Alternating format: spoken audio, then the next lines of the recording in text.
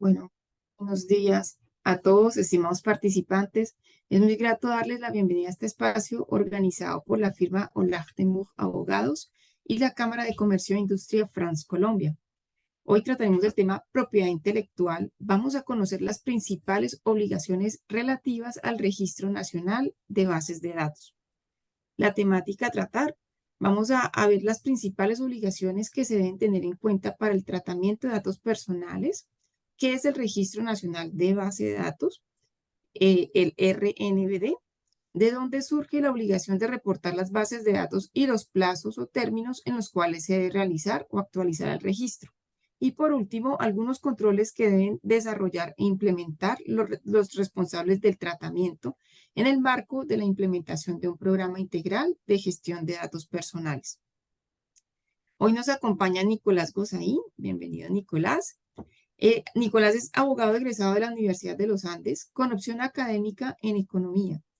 Durante más de 2 años se ha desempeñado como monitor académico de la Cátedra de los Contratos. También tiene experiencia amplia y formación académica en temas relacionados con protección de datos personales, integraciones empresariales, prácticas restrictivas de la competencia, competencia desleal y derecho del consumo.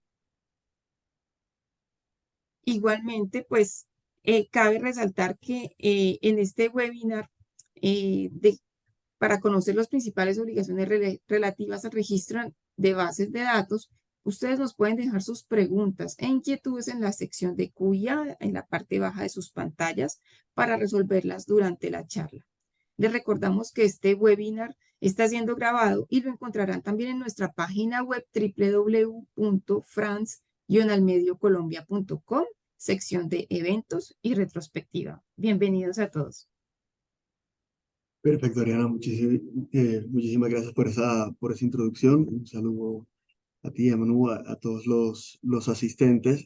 Bueno, presento, mi nombre es Nicolás Gozaín. Como Ariana les comentaba, tengo experiencia entre otros temas, privacidad y protección de, de datos personales.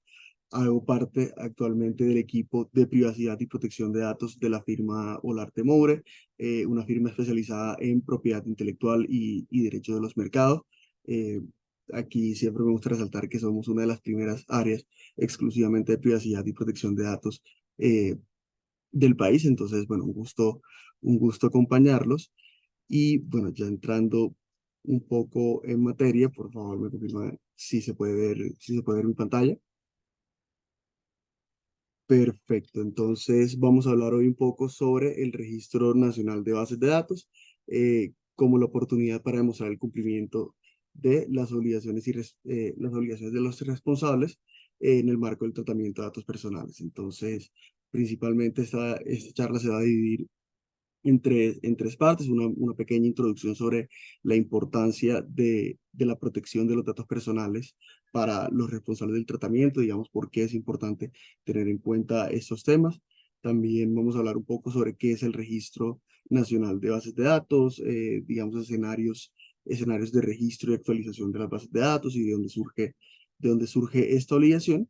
Y también vamos a mirar otras obligaciones que surgen en el marco de la implementación de programas de gestión de datos personales, obviamente arrancar por qué es un programa integral de gestión de datos personales, mirar las políticas y autorizaciones o los lineamientos dirigidos a los titulares, los lineamientos internos que deberían tener los responsables del tratamiento implementados en sus organizaciones, la estructura administrativa que debería existir de cara a la protección de datos y la gestión de riesgos relacionados a datos personales. Entonces, porque esto es importante, si quieres, Adriana, ayúdame proyectando el video. Aquí traemos un pequeño video introductorio para ilustrar un poco la importancia de los datos personales. Dame un segundo, por favor. Claro que sí.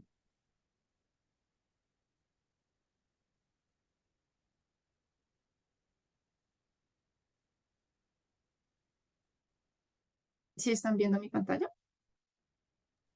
Sí. Sí.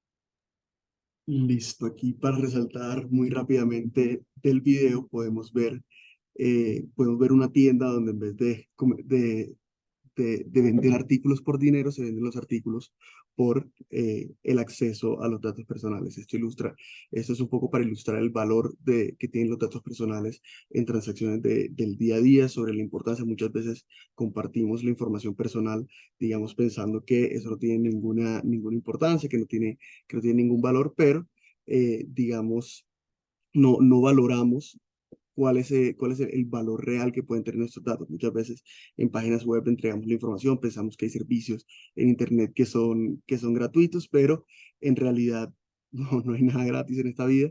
Aquí lo que sucede es hay una recolección de información que puede ser sensible para nosotros como titulares, como dueños de esa información, pero que también es de mucha importancia para las organizaciones. Entonces, digamos, conectando eso con lo que viene a continuación, queremos mostrar un poco y para ilustrar la importancia de los datos personales ya para las organizaciones. Digamos, una encuesta realizada por Cisco en el año 2021 muestra cómo, en la primera gráfica pueden ver, se le preguntó a consumidores de diferentes países si les importaba la privacidad sobre sus datos, si querían tener, digamos, si era algo importante para ellos tener un control sobre su información y sobre cómo se utiliza esta. 86% de las personas respondieron que sí les importaba. En el segundo gráfico pueden ver que hay un 79% de las personas encuestadas están muy dispuestos a invertir para proteger su información, digamos, lo valoran como un factor al momento de realizar transacciones y están dispuestos a pagar un valor adicional por asegurarse de que su privacidad y su información estén protegidos y garantizados. Y por otro lado, vemos que a partir de la encuesta, 47% de las personas, es decir, casi una de cada dos personas, ha cambiado de proveedores de bienes o servicios en razón a sus políticas o prácticas en materia de protección de datos. Es decir, viendo que su proveedor tiene prácticas deficientes en protección de datos que al final del día exponen la privacidad de las personas, decidieron cambiar de proveedor. Entonces, teniendo en cuenta esto, digamos, y considerando que cada vez estamos en un mundo donde la información es más valiosa, digamos, muchos han escuchado cómo la información o los datos son el nuevo petróleo por todo lo que se puede hacer a partir de las nuevas tecnologías. Digamos, lo más importante que hay que tener en cuenta en este punto es, para poder acceder a información de calidad, para poder acceder de forma útil a la información, debemos como organizaciones generar un aumento en la confianza de los consumidores, es decir, mostrarle a los consumidores que tenemos prácticas bien encaminadas para proteger su privacidad, con el fin de que ellos tengan la confianza de entregarnos su información personal y su información íntima. Em, También hay que señalar que para las organizaciones, y como mencionaba un poco, hay a partir de distintas herramientas de analítica, todo lo que se puede hacer con la información, digamos, el tratamiento de la información hoy en día nos permite tener una visión 360 sobre cómo funciona el mercado, cuáles son las preferencias de los consumidores, quién prefiere mi producto, cómo puedo llegar a distintos territorios de distintas maneras. Vamos a ver un mundo de posibilidades a partir de lo que hoy podemos hacer con la información. Entonces, una buena definición del tratamiento nos permite utilizar los datos personales como activos valiosísimos para crecer, digamos, para mantener y crecer nuestras operaciones en el mercado. Aquí les traemos un par de ejemplos, señalarles que, por ejemplo, Uber no tiene carros, Airbnb no tiene inmuebles, YouTube no tiene contenido y Booking no tiene hoteles. Estos son plataformas que viven particularmente del manejo de la información, de cómo utilizan la información. Entonces, es como para ilustrar algunos ejemplos y tener en cuenta que en una economía cada vez más digitalizada, donde hay mayor acceso a la información, donde hay mayor interconexión, el manejo de la información y lo que podemos hacer con la información es cada vez más creciente. Sin embargo, debemos hacerlo de manera responsable para generar esa confianza en los consumidores y permitir que, y bueno, darles la oportunidad de que ellos nos den libremente su información. Em, a partir de todo eso que mencionaba, nace en Colombia la regulación de protección de datos, parte inicialmente del artículo 15 de la Constitución Nacional, que habla del derecho a la intimidad de las personas, el derecho al buen nombre, y contempla el derecho a la habeas data y a la privacidad. Entonces, digamos, en la Constitución del 91 se da esta primera pincelada a lo que se convertiría en la regulación de protección de datos. A partir de eso surge en el 2008 lo que nosotros llamamos el régimen especial de protección de datos personales, que hace referencia al habeas data financiero y regula principalmente todo el manejo de información a través de centrales de riesgo y demás. Y finalmente en el año 2012 nace el régimen general de protección de datos, la ley 1581 de 2012, que es la base de toda la regulación de protección de datos en Colombia. Regula cómo debe ser el tratamiento, cuáles son las obligaciones de los responsables, cuáles son las bases legales para que como responsables utilicemos la información personal de los titulares, de los individuos, entre otras cosas, y trae una primera mención al Registro Nacional de Bases de Datos que veremos en un momento. Aquí, digamos, hablar un poco de el incentivo negativo que existe para el cumplimiento de la regulación. Todo este factor competitivo es ese incentivo positivo. Por el lado del incentivo negativo, vemos que existen riesgos asociados al incumplimiento de la regulación, partiendo por los riesgos económicos, particularmente las multas que pueda llegar a impartir la Superintendencia de Industria y Comercio, que puede imponer sanciones de hasta 2.000 salarios mínimos por el incumplimiento de la regulación de protección de datos, aproximadamente 2.320 millones de pesos. También hay riesgos operacionales que nacen a partir de las sanciones tendientes a suspender el tratamiento de información. Es decir, la superintendencia no solo puede sancionarnos económicamente, monetariamente hablando, sino también puede ordenar la suspensión temporal o en algunos casos permanente de cualquier actividad que implique el tratamiento, es decir, el manejo de la información personal. Y finalmente están los riesgos reputacionales asociados al incumplimiento. Me es importante aquí mencionar que la cultura de privacidad va creciendo exponencialmente cada día más. Los ciudadanos y los individuos son cada vez más conscientes de cuál es el valor de la privacidad, cuál es el valor de la información y digamos, castigan mucho más, hay mayor reproche social a aquellas organizaciones que no protegen adecuadamente la información personal de los titulares, que no protegen la privacidad. Esto al punto de que ya estamos viendo como algunas grandes empresas están empezando a desarrollar su publicidad con base en la protección de la privacidad. Por ejemplo, vemos propagandas de Apple sobre cómo uno de sus principales elementos es la protección de la privacidad y cómo protegemos su privacidad. Habiendo dado ese pequeño contexto, pasamos a hablar de qué es el Registro Nacional de Bases de Datos y las obligaciones que surgen a partir del mismo. Antes que nada, quisiera, bueno, de pronto mencionarles ciertos conceptos claves a tener en cuenta. Aquí, de cara a los datos personales, debemos tener en cuenta que es cualquier información que por sí sola o en conjunto pueda pueda permitir identificar a una persona, es decir, desde la información básica como el nombre, el número de cédula, hasta datos de salud, datos de orientación sexual, información financiera, su historia laboral, dónde trabaja, sus datos de contacto profesionales y personales, digamos, cualquier dato que nos permite identificar a una persona determinada o determinable.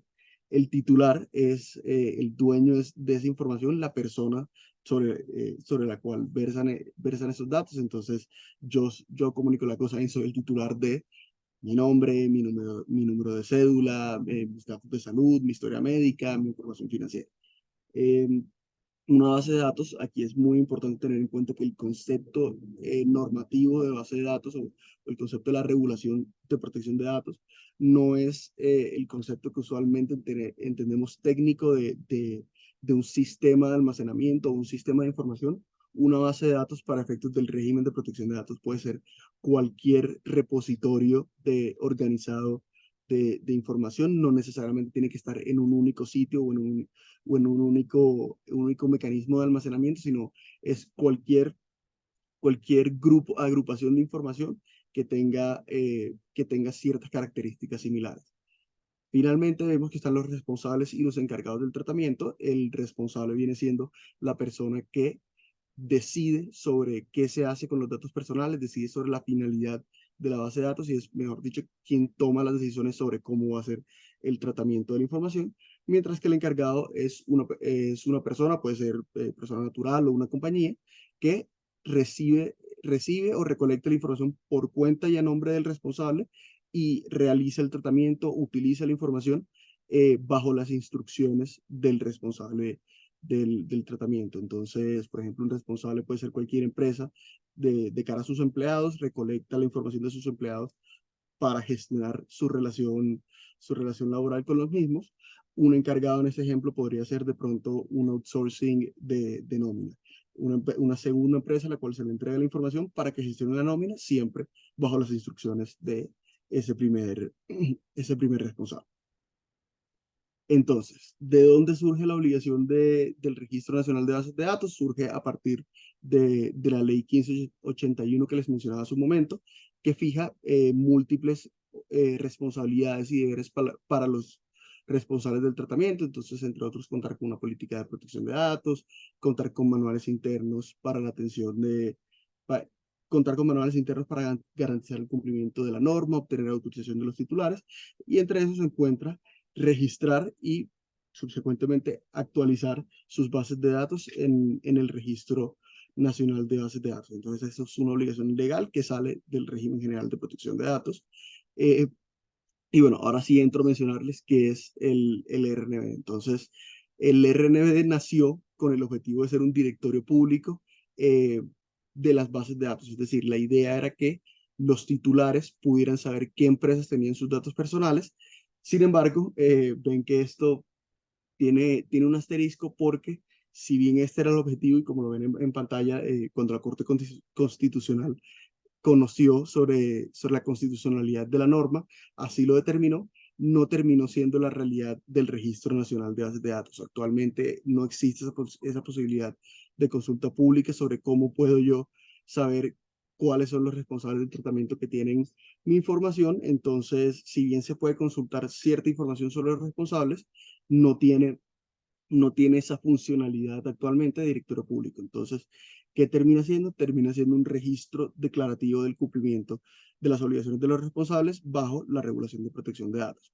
¿Por qué esto es importante? Digamos, esto no es menor en la medida en que el registro Nacional de Bases de Datos se ha convertido en uno de los principales instrumentos que tiene la Superintendencia de Industria y Comercio para determinar qué responsables están cumpliendo o no con la regulación de protección de datos a partir de las manifestaciones que se hacen en el registro y digamos es ese principal insumo. A partir de ahí la superintendencia mira cuáles son los principales incumplimientos y define cómo direccionar su práctica de autoridad de vigilancia y control. Entonces, bueno, aquí es mencionarles que no todos los responsables del tratamiento tienen la obligación de reportar sus bases de datos ante el Registro Nacional de Bases de Datos. Esta obligación es aplicable a las sociedades y entidades sin ánimo de lucro que tengan activos totales o superiores a 100.000 VTs, es decir, que tengan activos eh, por más de 4.241 millones de pesos y a todas las personas jurídicas o entidades de naturaleza pública. Entonces, personas privadas que tengan más de 100.000 VTs en activos y todas las personas jurídicas o entidades públicas. Listo, ahora pasamos un poco a comentar sobre cuáles son los escenarios de reporte, es decir, cuándo deben reportarse, cuándo deben actualizarse las bases de datos, y arrancamos con la creación de nuevas bases de datos. Inicialmente existió un término que fijaba cuándo las entidades públicas, cuándo las personas jurídicas debían reportar por primera vez sus bases de datos. Sin embargo, estos son términos que vencieron en 2018 y en 2019, por lo cual a día de hoy la obligación de reportar una base de datos surge a partir de su creación, y tenemos 2 meses, un término de 2 meses contados a partir de la creación de la base de datos para hacer el reporte ante el RNB. También cuando surjan cambios sustanciales sobre la información registrada, y en un momento veremos cuáles son esos cambios sustanciales, se tiene un término de 10 días hábiles contados a partir de la fecha en que se hizo el registro por primera vez. Entonces, ¿esto qué significa? Es un poco enredado, pero lo que la regulación nos pide es que si yo registro la base de datos eh, el, el día 5 de septiembre, entonces esos primeros 10 días hábiles los debo contar a partir del día 5 del mes correspondiente en que se presente el cambio sustancial. Adicionalmente, cuando la base de datos sufra algún incidente de seguridad, que ya también veremos que es un incidente de seguridad de la información para efectos de la regulación, se debe reportar dentro de los 15 días hábiles siguientes a que tuvimos conocimiento de la ocurrencia de ese incidente de seguridad. También hay un reporte semestral sobre los reclamos que presenten los titulares frente a la información que tenemos almacenadas en las bases de datos. Esto se debe dar dentro de los 15 días hábiles, eh, dentro de los primeros 15 días hábiles de los meses de febrero y agosto para el semestre directamente anterior. Entonces, en febrero de este año se hizo el reporte para el segundo semestre de 2022, y en agosto se hizo el, bueno, hace unos días se hizo el reporte para el primer semestre de este 2023. Finalmente, hay que hacer una actualización anual de cambios no sustanciales, ya también veremos cuáles son, que debe hacerse entre el 1 de enero y el 31 de marzo de todos los años. Entonces, vamos a ver un poco elementos de cada escenario de registro de cara al reporte de nuevas bases de datos. ¿Cuál es la información que debemos tener presente? Entonces, debemos saber cuáles son las finalidades del tratamiento de cada base de datos, es decir, para qué almacenamos la información en esa base de datos, para qué utilizamos esa información que se encuentra en la base de datos. Debemos tener el número exacto de titulares sobre los cuales tenemos información personal. No importa si es solo el nombre, si es solo el número de cédula, en la medida en que tengamos cualquier dato personal, debemos contabilizar a esa persona dentro del número de titulares. Si la base de datos tiene encargados, es decir, si se entrega a algún tercero en calidad de encargado, o si algún encargado recolecta la base de datos por nuestra cuenta, tenemos que también aportar la información de todos esos encargados que tengan acceso o que recolecten la base de datos por nosotros, teniendo en cuenta el nombre o la razón social, el número de identificación, si son colombianos el NIT, o el número de cédula, y los datos de contacto de este encargado. Adicionalmente, también tenemos que aportar nuestra propia política de privacidad o política de tratamiento de la información, y de ser posible, y si la tiene, debemos aportar la política de privacidad de los encargados. También hay que reportar los canales de atención que han puesto a disposición tanto el responsable como el encargado para que los titulares puedan presentar consultas y reclamos sobre el tratamiento. Debemos señalar cómo es la forma del tratamiento, es decir, si es un tratamiento manual o si es un tratamiento automatizado, por ejemplo, a través de herramientas tipo trackers o cookies, y dónde se encuentra almacenada la base de datos. Entonces puede ser en un servidor propio que yo administre directamente, o puede ser un servidor de un tercero que ese tercero está administrando. Incluso hay casos donde es un servidor que me provee un tercero, pero yo lo administro, o puede ser también un caso de archivos en físico.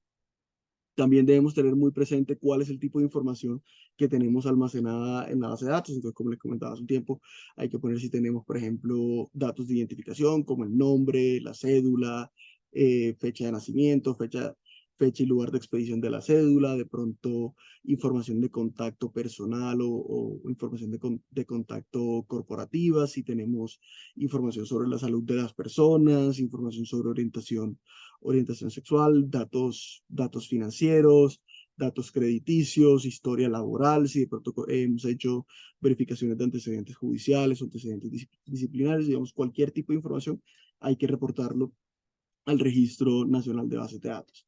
También hay que detallar cuáles son las medidas de seguridad de la información que se han puesto en marcha para proteger esa información contenida en la base de datos. Hay que describir de qué manera se obtuvo la autorización para el tratamiento de parte de los titulares o si no se ha obtenido el motivo por el cual no se obtuvo, en la medida en que existen excepciones a este deber de obtener la autorización.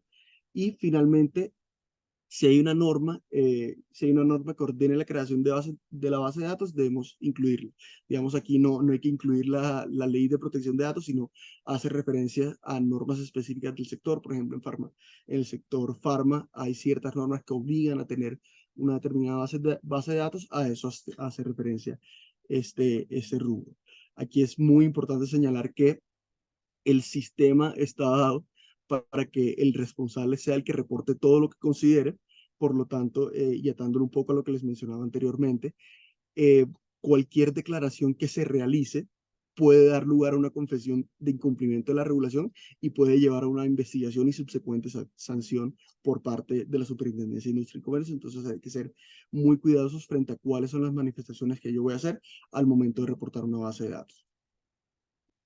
Ahora bien, de cara a la actualización de las bases de datos que ya se encuentran reportadas, aquí mencionarles cuáles son esos cambios sustanciales que les mencionábamos hace un momento, que deben ser reportados dentro de los 10 días hábiles, dentro de los 10 días hábiles, del término de 10 días hábiles que mencionaba hace un momento. Entonces, inicialmente, si hay algún cambio en la finalidad, en el objeto de la base de datos, en para qué yo utilizo esa información, debemos reportarlo como un cambio sustancial.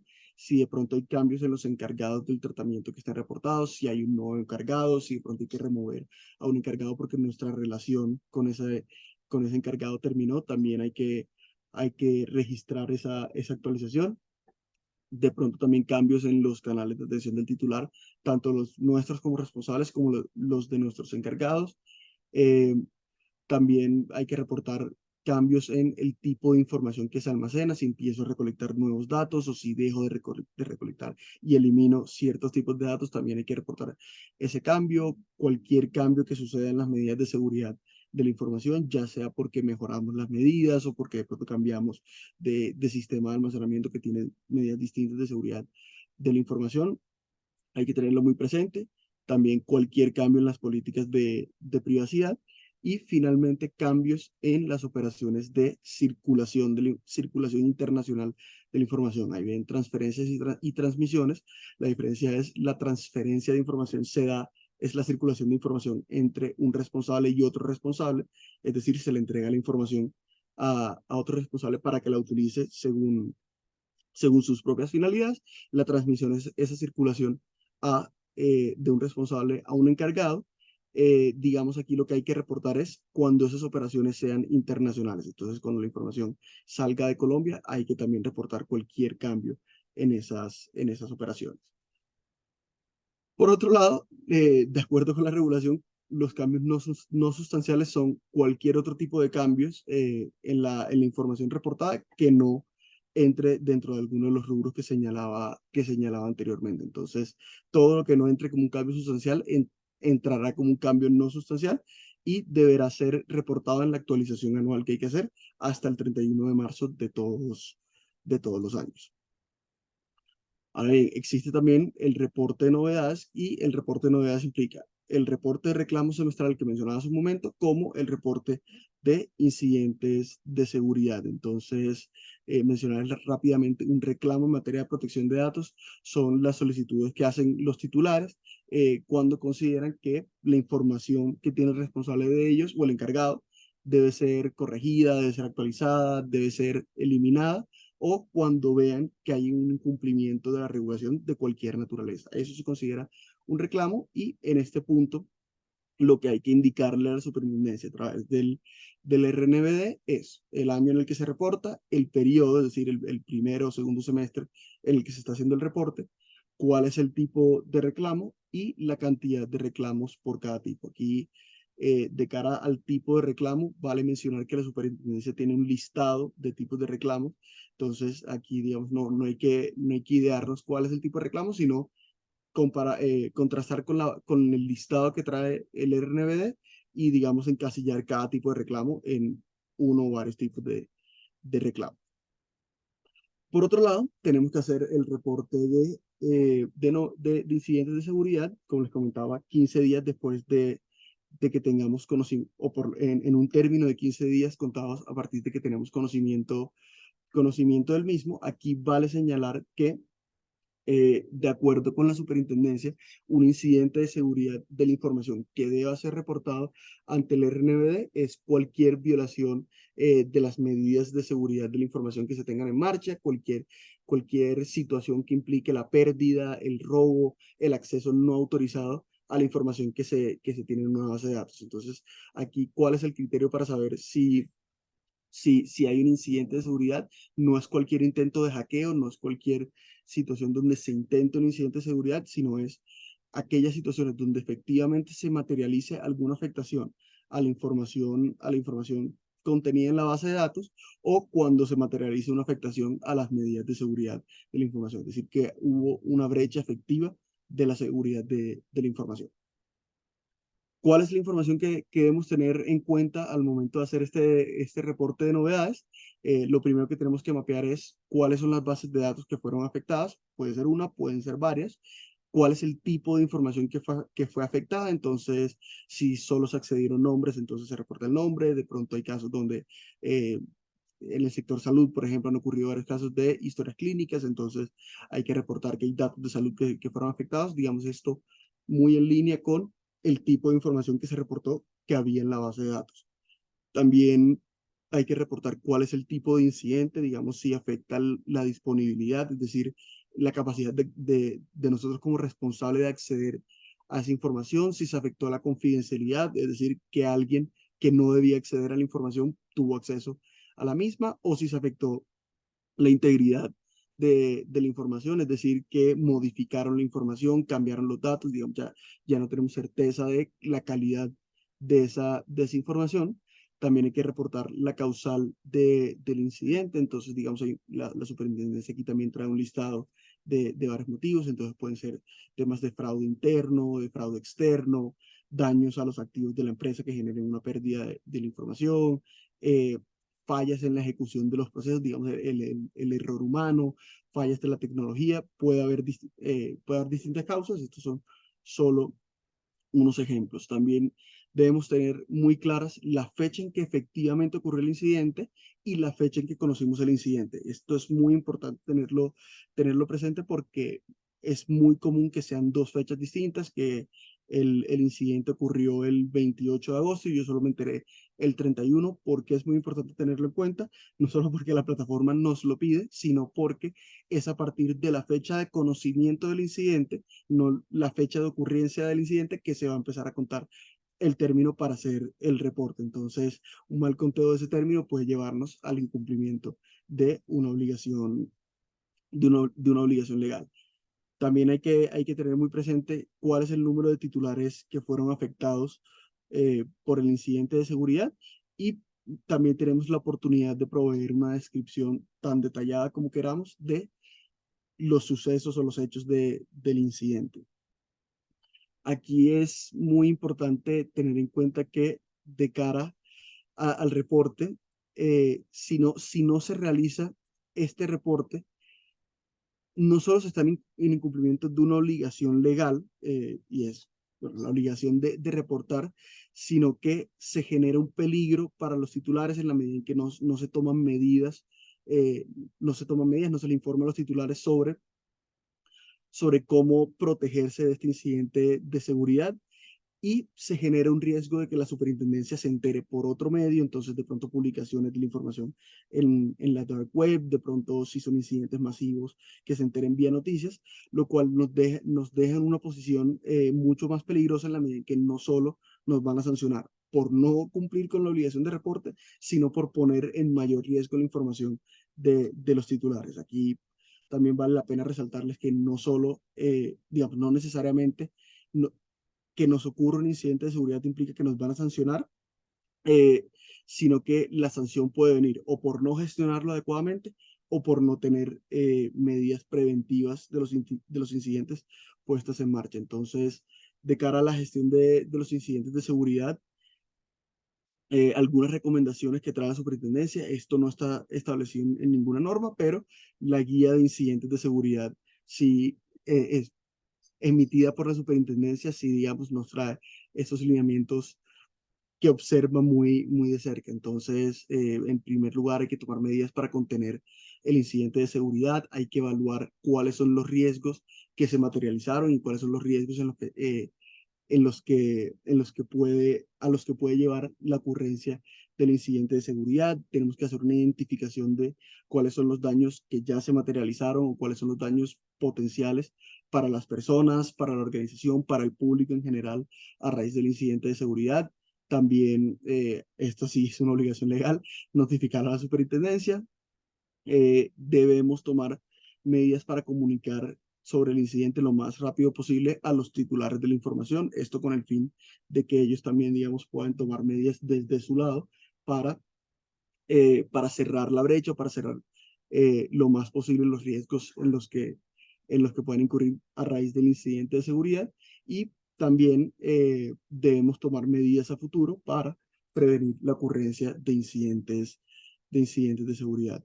Entonces, rápidamente les quiero mencionar algunas otras obligaciones en el marco de la implementación de programas integrales de gestión de datos personales. Aquí me conecto un poco con lo que les decía anteriormente y es el Registro Nacional de Bases de Datos. Sí, es una obligación en sí misma, pero también teniendo en cuenta que es una de las principales fuentes de información que tiene la autoridad sobre el cumplimiento de la regulación de protección de datos personales, digamos, es una herramienta para que hagamos declaraciones sobre cómo estamos cumpliendo. Entonces, vale la pena mencionar un poco cuáles son esas demás obligaciones. Aquí, bueno, lo primero es señalarles que un pilar fundamental de nuestra regulación es el principio de responsabilidad demostrada, o accountability, como se conoce en inglés, y hace referencia particularmente a que los responsables del tratamiento deben ser capaces de demostrar no solo que han implementado políticas, procedimientos y medidas para la protección de la información personal, sino que estas son efectivas. Digamos que, dicho de otra forma, que las medidas que se implementen o que las políticas que se implementen no se queden en el papel, sino que realmente sean interiorizadas y sean adoptadas al interior de las organizaciones. Es decir, que hay un efectivo cumplimiento de estas medidas.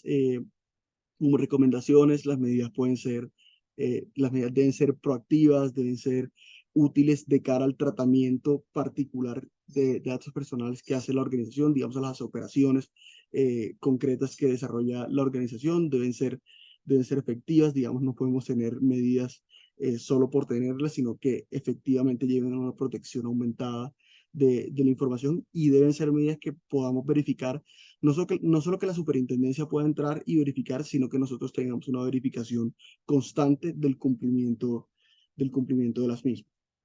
Algunos criterios que se tienen en cuenta bajo este principio de responsabilidad demostrada es la naturaleza jurídica del responsable y su tamaño empresarial. Digamos, la regulación sí entiende que hay distintos contextos, no es lo mismo como en pantalla el puesto de limonadas a Meta, no es la misma capacidad operacional, no son los mismos recursos y la regulación entiende esto, pero digamos, eso no se dice o no da pie para decir que las empresas pequeñas no deben cumplir. Digamos, todos debemos cumplir, pero la regulación sí nos da como esa oportunidad de cumplir dentro de las posibilidades que tenemos en atención a nuestra capacidad operativa y nuestra capacidad eh, financiera. También se tiene muy en cuenta la naturaleza de los datos personales bajo tratamiento, digamos, eh, no es lo mismo, por ejemplo, revelar el nombre que la orientación sexual, digamos, en atención a digamos, al riesgo que genera su uso inapropiado para el titular. Entonces, dada la naturaleza de los datos, eh, debemos implementar medidas más o menos altas de protección que responderán a esta naturaleza de mayor o menor sensibilidad. Finalmente, también el tipo de tratamiento. Hay operaciones que generan mayores o menores riesgos dependiendo de lo que se va a hacer. Digamos, hay operaciones que pueden generar un mayor riesgo de divulgación indebida, de pérdida de la información. Entonces, eso también se tiene que tener en cuenta de cara a lo robustas que deben ser nuestras medidas a implementar. Y bueno, muy pegado al anterior, debemos tener muy en cuenta cuáles son los riesgos potenciales que el tratamiento que vamos a realizar pueda tener sobre los titulares de la información. Y bueno, les cuento cómo se materializa el principio de responsabilidad demostrada. Se materializa mediante la implementación de un programa integral de gestión de datos personales, que es básicamente la armonización de todos los controles, tanto manuales como medidas técnicas, medidas organizacionales, medidas humanas, que vamos a poner en marcha en nuestra organización. Entonces, digamos, es ese manual que comprende todas esas medidas que se van a adoptar para el adecuado tratamiento de los datos personales. ¿Cuáles son algunos de sus componentes? Las políticas y las autorizaciones como lineamientos que son dirigidos a los titulares para obtener el consentimiento de los titulares, para brindar cierta información a los titulares. Están también los procedimientos internos que regulan el tratamiento de la organización, entonces ciertos manuales que debemos documentar para garantizar el adecuado tratamiento de datos personales. También la política de seguridad de la información, las medidas de seguridad de la información que se adoptan, la existencia de una estructura administrativa orientada a un adecuado tratamiento de los datos personales y finalmente las herramientas de gestión del riesgo en materia de datos personales. Muy rápidamente les comento, la política de seguridad de la información, bueno, es un instrumento que establece cómo, de manera general, cómo una organización va a tratar la información de los titulares y adicionalmente, como tiene una vocación de publicidad, digamos, es un documento que debe estar puesto a disposición de los titulares, tiene también esa vocación de brindarles información a los titulares sobre cómo se trata su información, sobre cuáles son sus derechos y sobre cómo pueden ejercer sus derechos relacionados con el tratamiento de datos personales. Aquí mencionarles que la política puede ser, digamos, no necesariamente tiene que ser un documento escrito, puede serlo y es muy común que así sea, pero como ven en pantalla, por ejemplo, pueden ser videopolíticas, pueden ser grabaciones de audio. Entonces, tenemos mucha libertad para ver cómo queremos montar nuestras políticas, siempre y cuando cumplan con ese objetivo de informar a los titulares sobre ese tratamiento general que se hace sobre la información, así como sus derechos. Por otro lado, mencionarles qué es la autorización. Aquí señalar que, salvo excepciones muy particulares, la base legal del tratamiento de los datos personales en Colombia es el consentimiento. Entonces, salvo situaciones muy puntuales y en la amplia mayoría de casos, solo podemos tratar legítimamente la autorización, la información de los titulares cuando contamos con el consentimiento de estos titulares. Este es un consentimiento que debe ser previo, debe ser expreso y debe ser informado. Por informado, ¿a qué me refiero? Debemos brindarles antes de obtener la autorización y antes de tratar la información, debemos brindarle a los titulares cierto contenido mínimo, ciertos elementos mínimos para que en efecto puedan entregar su autorización de manera informada y señalarles que, bueno, la autorización, al igual que la política, puede ser por escrito, puede ser verbal, puede incluso darse por conductas inequívocas que deben entender la autorización. Aquí lo importante es siempre tener muy presente que debemos conservar evidencia de la obtención de esta autorización. ¿Qué debemos informarle a los titulares en el marco de la autorización?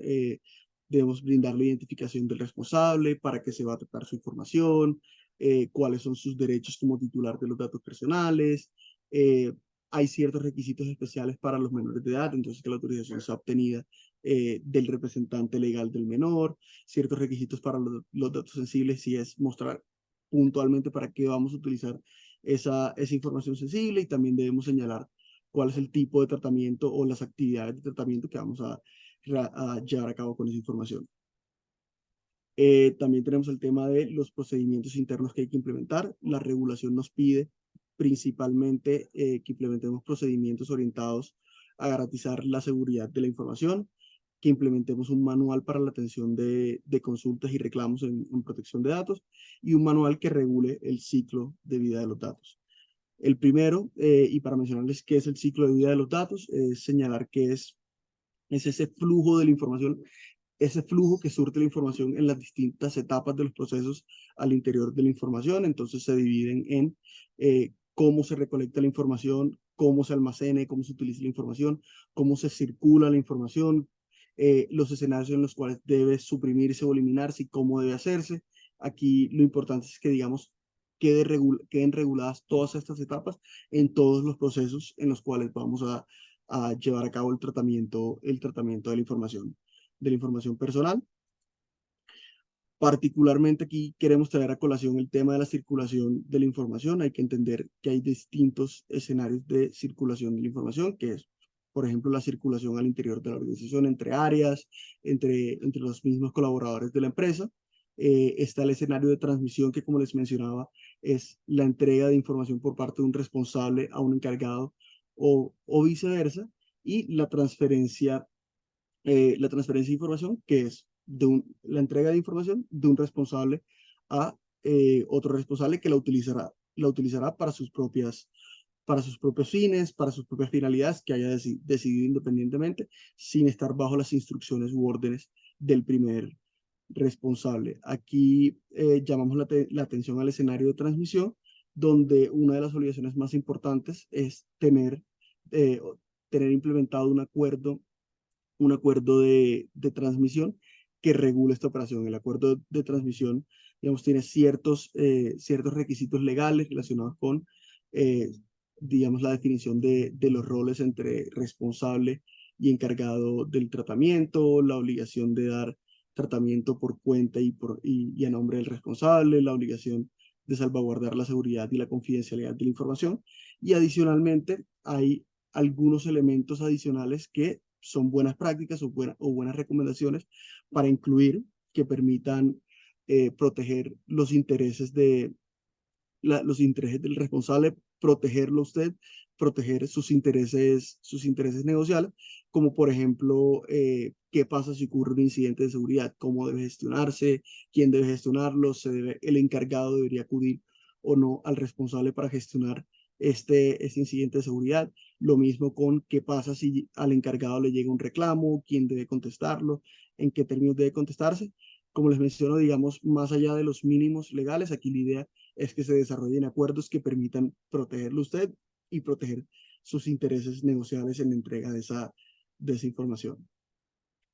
Ahora, sobre el manual de atención de consultas o reclamos, digamos aquí que es importante tener en cuenta.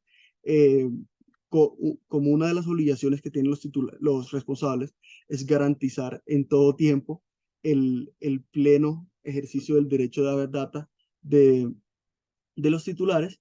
La superintendencia es muy enfática y es una de las primeras cosas que mira cuando entra a mirar procedimientos internos sobre qué debemos tener. Entonces, particularmente el derecho de habeas data lo que busca es proteger ese derecho que tiene el titular de decidir sobre qué se hace con su información, grandes rasgos que el titular pueda conocer, pueda actualizar, pueda rectificar o pueda solicitar la eliminación de sus datos personales. Eh, ¿Cuál es la diferencia entre una consulta o un reclamo? La consulta es solicitudes para conocer sobre la existencia del tratamiento de los datos personales, cómo tratan mis datos personales, cuáles son mis datos personales que el responsable está tratando, mientras que el reclamo hace referencia a aquellas solicitudes o peticiones que vayan encaminadas a que se actualice la información, que se modifique la información, que se corrija la información que está errada o a la supresión o eliminación de la información o incluso de la autorización. Tienen distintos tiempos de respuesta. Las consultas tienen un tiempo de respuesta de 10 días hábiles contados a partir de su recepción, mientras que los reclamos tienen un tiempo de respuesta de 15 días hábiles contados a partir de su recepción.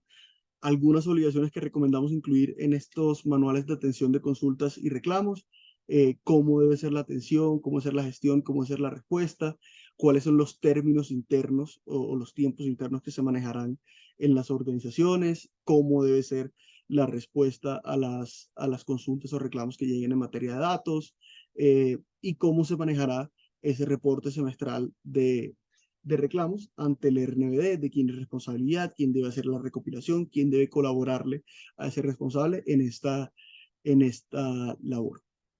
Finalmente, de cara a los manuales, está la política de seguridad de la información. Aquí lo importante es señalar que estas políticas de seguridad se fundamentan fuertemente en el principio de seguridad de la información, que nos indica puntualmente que los responsables deberán manejar la información implementando medidas técnicas, humanas y administrativas para garantizar esta protección de la información. Entonces, las medidas técnicas son aquellas encaminadas a establecer controles operativos al manejo de la información. Entonces, controles de acceso, por ejemplo, a las bases de datos, cuartos de datos seguros, digamos, cualquier medida técnica que se les venga a la mente. También medidas humanas muy relacionadas a la capacitación del personal, es decir, darle a nuestros empleados y a nuestros colaboradores las herramientas necesarias para que puedan gestionar adecuadamente la protección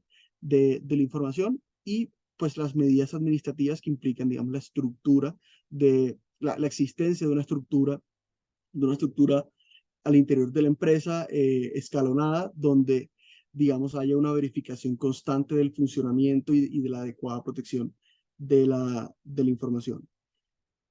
Muy atado a lo anterior estaría la estructura administrativa. Aquí, digamos, es muy recomendable siempre implementar y, digamos, desarrollar, documentar la existencia de una estructura administrativa que implique compromisos desde la dirección, digamos, que implique compromisos en todos los eslabones del proceso de tratamiento de datos, desde el colaborador que realiza directamente el tratamiento, llegando hasta la dirección que tenga compromisos de verificación y de confirmación de que las cosas se están haciendo bien.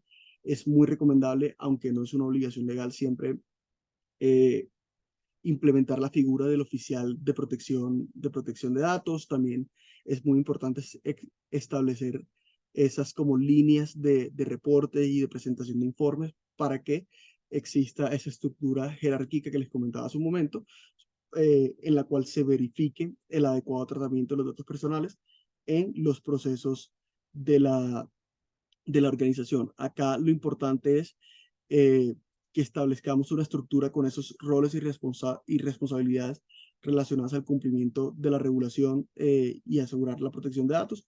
La regulación nos deja ser muy libres frente a cómo queremos organizar nuestra empresa en este aspecto. Lo importante es que esta estructura esté presente al interior de la organización.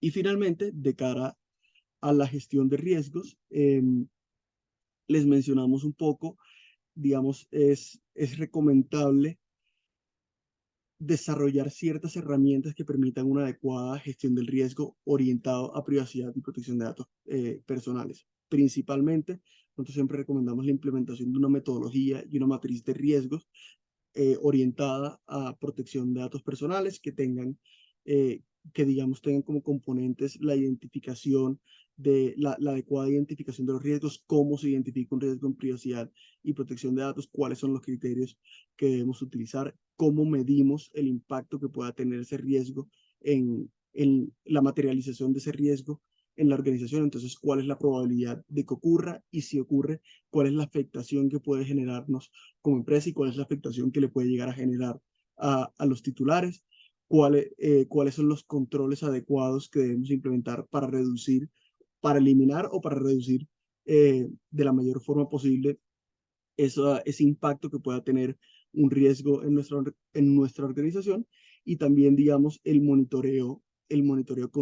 importante fijar medidas para el monitoreo constante de estas herramientas de gestión de riesgos de privacidad. Entonces, permanentemente estar verificando que, que hay una gestión del riesgo efectiva, que en efecto estamos contemplando todos los escenarios de riesgo que deberíamos contemplar, que en efecto los controles estén funcionando y digamos para la constante identificación de nuevos riesgos a raíz de nuevos procesos o de cambios en los procesos o de cambios incluso como en el estado del arte tecnológico y lo mismo con los controles. Y bueno, acá me extendí un poco, pero no, creo que era muy importante resaltar cómo estas obligaciones de cara a la implementación adecuada de un programa integral de gestión de datos. Acá Bueno, hasta acá hemos compartido algunos de los aspectos más relevantes en materia de privacidad y protección de datos que deben revisarse al interior de la empresa. Aquí, para cerrar, señalarles que con independencia de cuál es el tamaño de la empresa, siempre es importante verificar muy juiciosamente el adecuado cumplimiento de estos elementos que señalábamos anteriormente, para así garantizar un adecuado tratamiento de la información y garantizar que en su empresa efectivamente los datos se conviertan en el nuevo petróleo. Nicolás, Muchísimas muchísimas gracias. gracias, ¿no? Muchas gracias por todo esto, por compartir todos estos datos, estos conocimientos, estos tips también, porque de verdad que muchas veces no prestamos atención sobre la manera en la cual estamos compartiendo nuestros datos y sobre todo las obligaciones como empresa, ¿cierto? Así seamos, inclusive nosotros como cámara, pues todas las entidades sin ánimo de lucro piensan que de pronto no están concernidas, pero ya sabemos que igual tenemos también esta obligación. Pues es el momento, en la sección de preguntas y respuestas aún no tenemos preguntas, no sé si de pronto alguno de los participantes quiera evacuar pues alguna duda o evocarnos alguna observación, pueden hacerlo o bien sea a través de la sección cuya en la parte baja de sus pantallas o del chat.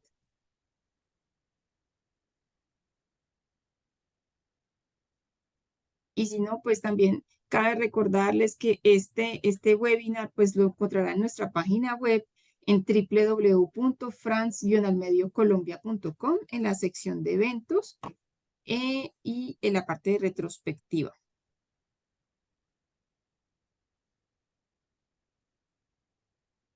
A ver, Juan Sebastián nos hace la siguiente pregunta. ¿Cómo se hace el manejo para la gestión del RNBD en universidades o IED?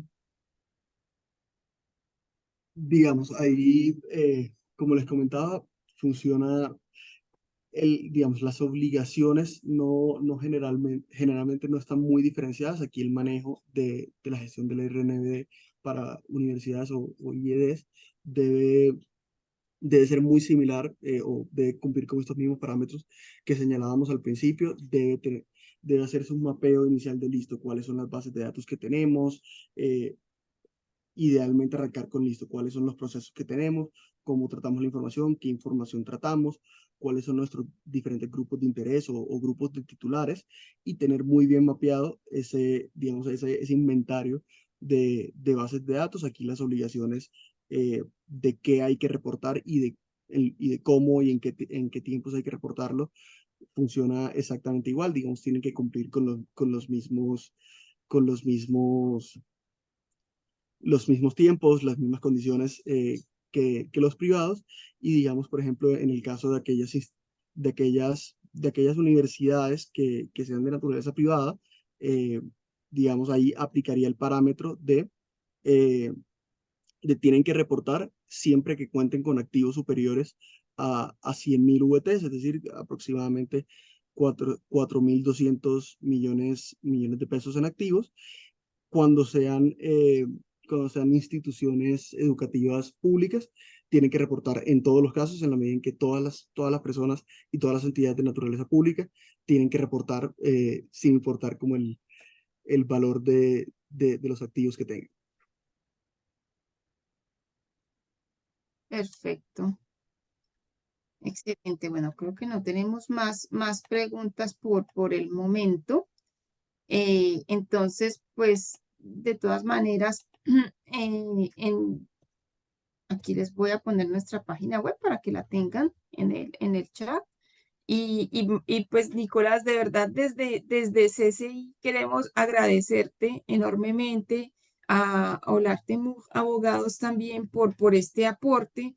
Próximamente tendremos otro webinar justamente donde vamos a seguir tocando, vamos a tener dos webinars más a lo largo de este semestre para evocar diferentes temas. Es el aporte que nos quiere hacer Olarte Mug y de verdad, pues muchas gracias Nicolás, a ustedes estimados participantes, nos veremos pues en otro espacio Muchísimas gracias por su participación y hasta pronto.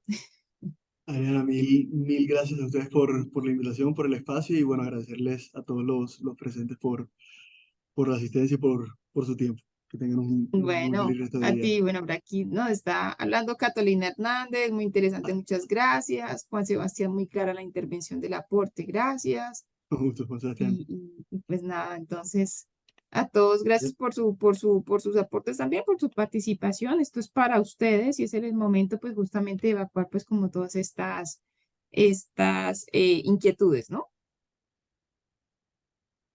Bueno, muchas gracias a todos. Entonces damos por terminado este webinar. Nos veremos pronto. Excelente Gracias a día. todos. Hasta luego. Gracias.